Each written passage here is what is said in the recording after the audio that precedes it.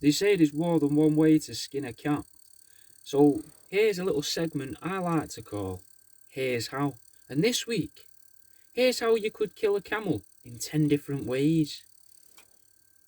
Get one so drunk it gets alcohol poisoning. We already know camels don't drink often, but I bet when they do that they proper go for it. So if you only supply them with fortified wine, you might be able to finish one off in a single session.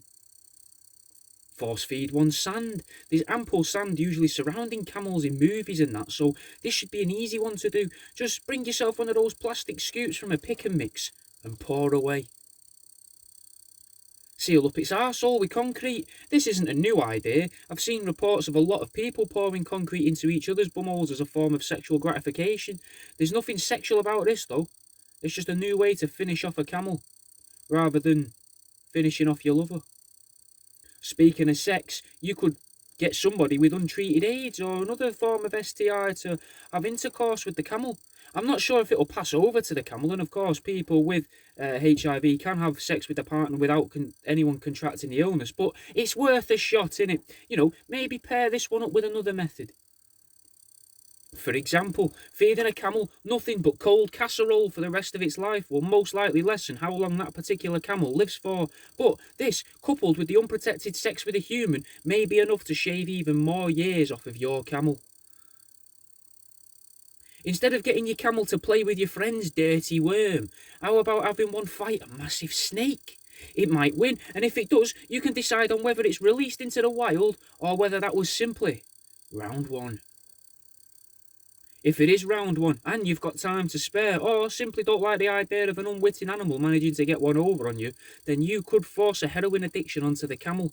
Just inject it every now and then, or make some form of mask-like apparatus that it can be safely burnt within, allowing the camel to inhale the heroin fumes.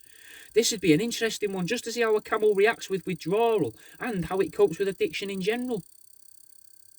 For a relatively quick fix where you don't have to watch the camel suffer, I'd suggest the building or rental of a medieval trebuchet. You only get to see the funny part where the camel shrinks as it hurtles towards the horizon, which is supposedly only ever 3 miles away, so it would be interesting to see just how far your camel travels. Was your camel difficult to ride? Could you say it was rather unaccommodating? Well, see just how accommodating it can be, or at least its urethra, and see if it can fit a cooked whitebait in there. Albeit I reckon this will be a bit of a slow burner, but it's a story to tell the grandkids that their other posher, fucking richer grandparent won't be able to tell them, so at least you'll always have that over them. Treat it to a little bit of parasailing. There was once a donkey that died in 2011 that used to regularly glide over parts of Russia. It lived to be 18 years old though, so maybe you'll want to do this in a hotter place and for longer stretches of time to ensure that your camel doesn't reach old age. And that's the end of this week's Here's How.